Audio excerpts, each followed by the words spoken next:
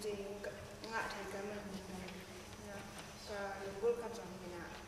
sen dia ja nong ni na yêu sai nó nụ tọ kiểu ấy là nên rồi con một bữa nó sẽ sắp được gì nè là rồi nhà nó đi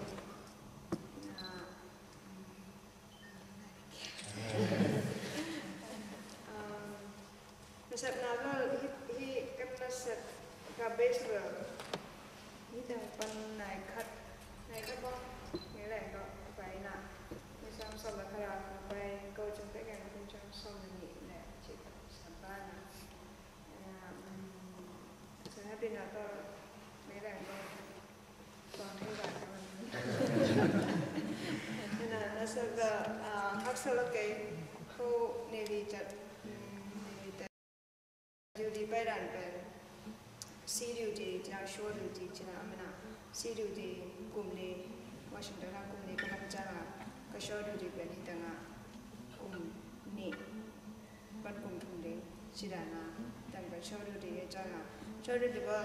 bai so anasar gum bai so tamlo so jidan ni na tu jambo na so yan ke pan hello kutuna ke pan tanda ka Japan bao anh technology là toàn basic thing của thể này của cha là các bạn thể này cũng chỉ là trái culture motor license motor chỉ là basic thing dan tan cả lại na nó sẽ member của nào rồi na person happy là cũng ni cái extend thể là cũng bao